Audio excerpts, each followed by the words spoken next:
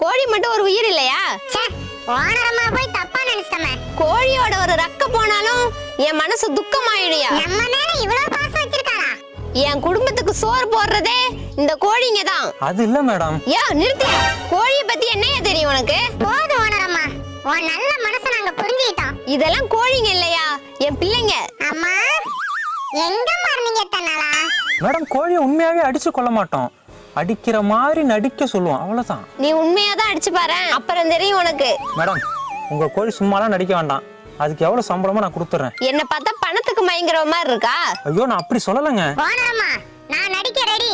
அதெல்லாம் வேண்டாம்பா, கஷ்டமா இருக்கும். கஷ்டப்பட்டாலும் பரவாயில்லம்மா, உங்களுக்கு காசு வருது இல்ல, அது போதும் எங்களுக்கு.